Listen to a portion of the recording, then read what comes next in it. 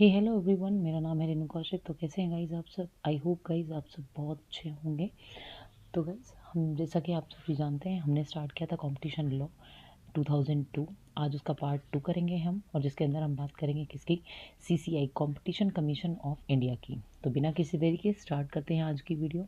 सबसे पहले हम बात करेंगे किस बारे में, हम बात करेंगे इस कमीशन की इस्टेब्लिशमेंट के बारे में। देखिए, ये जो कमीशन है वो क्या है, वो एक बॉडी कॉर्पोरेट है। बॉडी कॉर्पोरेट का मतलब क्या होता है, हम सभी को पता है। बॉडी कॉर्पोरेट का मतलब होता है जिसकी खुद की एक कॉमन सील होती है, इसके पास कुछ पावर्स होती हैं, और जिसका परपेचुअल सक्सेशन होता है, और सेपरेट लीगल एंटिटी की बात करता है। तो डेफिनेटली ये जो कमीशन है, इसके पास ये सारी पावर्स हैं, ये एक बॉडी कॉर्पोरेट है। उसके बाद हम बात करें, इस कमीशन के अंदर एक चेयरपर्सन होगा, और आपके जो मेंबर्स हैं ना, वो आपके नॉट लेस देन कितने, 2 और नॉट मोर देन 6। तो हम बोल सकते हैं कि ये कमीशन एक चेयरपर्सन को कंसिस्ट करेगा। उस चेयरपर्सन के बाद अगर हम बात करें तो कोई भी कम से कम 2, मिनिमम हम बात करें तो 2, और मैक्सिमम हम बात करें तो कितना, 6 जो है वो मेंबर्स इसके अंदर अपॉइंट किए जाएंगे। किसके थ्रू? सेंट्रल गवर्नमेंट के थ्रू। अब ये जो मेंबर होंगे, इनको स्पेशल नॉलेज होनी चाहिए। कितने साल का एक्सपीरियंस होना चाहिए इनको? 15 ईयर का एक्सपीरियंस होना चाहिए। और ये कुछ प्रोफेशनल एक्सपीरियंस इनको होना चाहिए। किससे रिलेटेड? प्रोफेशनल एक्सपीरियंस किस में?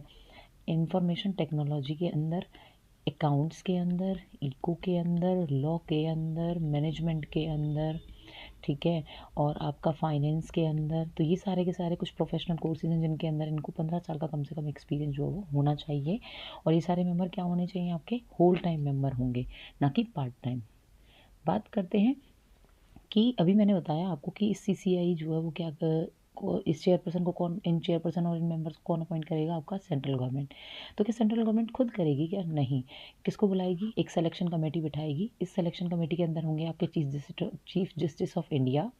सेक्रेटरी होगी आपकी किसकी? एमसीए की, मिनिस्ट्री ऑफ कॉर्पोरेट अफेयर्स की। सेक्रेटरी होगी आपकी ministry of law and justice की। और 2 एक्सपर्ट्स होंगे, उन्हीं सारे एरियाज़ के अंदर स्पेशल नॉलेज जो जिनकी होगी, वो 2 रेप्यूटेड जो है वो आपके एक्सपर्ट जो है वो बिठाए जाएंगे, ठीक है।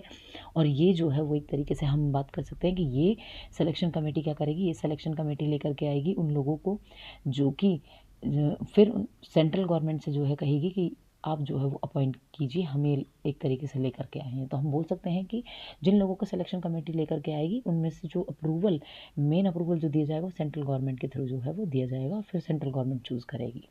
अब बात करते हैं टर्म क्या है चेयरपर्सन की और मेंबर्स की। तो टर्म बात करते हैं हम, कितना है, 5 साल की टर्म होगी, ठीक है। और कितने एज जो है वो कितनी होगी, 65 ईयर जो है वो इनकी एज होगी। अब यहाँ पर सेंट्रल गवर्नमेंट जो है वो अपॉइंट करती है एक डायरेक्टर जनरल। डायरेक्टर जनरल कौन होता है? डायरेक्टर जनरल हमारा वो पर्सन होता है जो क्या करता है, कंडक्ट करता है इंक्वायरी। सीसीआई के लिए इंक्वायरी करने का काम कौन करता है? आपका डीजी करता है, याद रखिएगा, ठीक है। तो डायरेक्टर जनरल को अपॉइंट कौन करेगी? आपका सेंट्रल गवर्नमेंट करेगी। और किसके लिए अपॉइंट करेगी? सीसीआई के लिए। अब बात करते हैं हमारा कि एक प्रोसीजर है उस इन्वेस्टिगेशन का। देखिए, जब भी आप कोई भी कॉम्बिनेशन बनाएंगे, तो उस कॉम्बिनेशन को रेगुलेट करने के लिए सीसीआई क्या करेगी, एक प्रोसीजर तय करेगी। इस प्रोसीजर के थ्रू जो है सीसीआई जो है वो इन्वेस्टिगेशन कराती है। कैसे? देखिए, सबसे पहले appreciable adverse effect on competition. सबसे पहले सीसीआई जो भी एंटरप्राइज कॉम्बिनेशन बनाएगी, ठीक है, जो भी एंटरप्राइज कॉम्बिनेशन बनाएगी, मतलब कि मर्जर करेगी या फिर एक्विजिशन करेगी, सबसे पहले ये देखेगी कि उसका एडवर्स इफेक्ट जो है वो कंपटीशन पर कितना पड़ रहा है या नहीं पड़ रहा है, ठीक है। तो सबसे पहले उस कॉम्बिनेशन के बारे में देखेगी कि वो जो कॉम्बिनेशन बनाया जा रहा है, ठीक है ना, उससे रिलेटेड क्या करेगी। सबसे पहले सीसीआई क्या करेगी, सीसीआई एक सो कॉज नोटिस देगी विद इन 30 डेज़ के अंदर। ये देखेगी कि वो जो कॉम्बिनेशन है वो कंपटीशन पर इफेक्ट डाल रहा है या नहीं डाल रहा है। उसके बाद डीजी को बोलेगी कि वो इंक्वायरी करे और एक रिपोर्ट तैयार करे।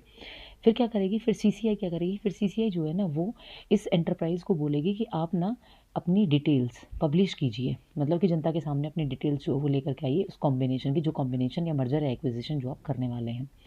उसके बाद अब कुछ लोग होंगे जो डेफिनेटली इस कॉम्बिनेशन से खुश नहीं होंगे, उनको इनवाइट करेगी CCI, उसके बाद कॉल करेगी कि आपको एडिशनल इन्फॉर्मेशन लेकर के आनी है, और एडिशनल इन्फॉर्मेशन कितने दिन के अंदर अंदर सबमिट करानी है, आपको 15 डेज़ के अंदर अंदर सबमिट करानी है।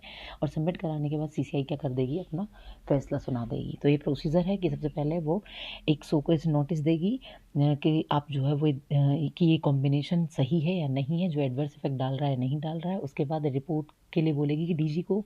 उसके बाद डिटेल जो है वो कहेगी कि पब्लिश कीजिए। उसके बाद इनवाइट करेगी लोगों को जो भी जिनको भी ऑब्जेक्शन है। उसके बाद एडिशनल इन्फॉर्मेशन मंगाएगी। एडिशनल इन्फॉर्मेशन मंगाने के बाद सबमिट करेगी विदिन 15 डेज़, और लास्ट में अपना फैसला सुना देगी।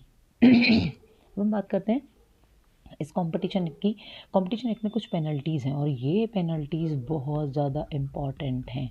इन पेनल्टीज़ को बताने से पहले ना मैं आपको एक चीज़ बता देती हूँ कि जो भी फंक्शंस हैं CCI के, किसके, CCI के, आपने सभी ने ऑब्जेक्टिव्स पढ़े हैं ना कंपटीशन कमीशन के।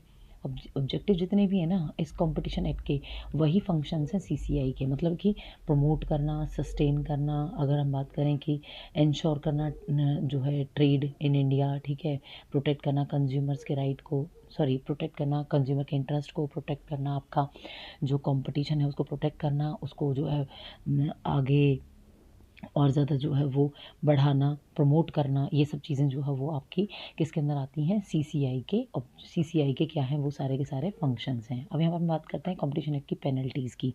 देखिए, कंपटीशन एक्ट की पेनल्टीज़ के अंदर कहा गया है कि जो सेक्शन है ना 27, 28, 31, 32, 33, 42A और 43A, अगर इनके अंदर कॉम्बिनेशन की बात की गई है, ठीक है, कहा गया है कि अगर आप CCI की बात ना माने, अकॉर्डिंग टू इन सभी सेक्शन के अकॉर्डिंग अगर आप CCI की बात नहीं मानते हैं, ठीक है, तो मैक्सिमम लिमिट कितनी है, 1 लाख जो है वो पर डे, और 10 crore which ever is less जो है वो आपकी पेनल्टी लग जाएगी। सेकंड बोला गया है, अगर कोई भी पर्सन फेल है किस बारे में, कि जो भी ऑर्डर CCI ने दिया है, जो भी डायरेक्शन CCI ने दी है, अगर उनको आप नहीं मान रहे हो, तो उस केस में कितना, 3 साल, कितना, 3 साल की जेल और 25 करोड़ रुपए जो है आपका क्या होगा, जुर्माना होगा। उसके बाद अगर कोई भी डायरेक्शन CCI ने दी है या DG ने दी है, अगर आपने DG की बात नहीं मानी या CCI की बात नहीं मानी, तो उस केस में 1 लाख पर डे, और आपका कितना, 1 लाख पर डे, और हम बात करें तो आपका 1 crore which ever is less, ठीक है, वो आपका क्या हो जाएगा, फाइन हो जाएगा।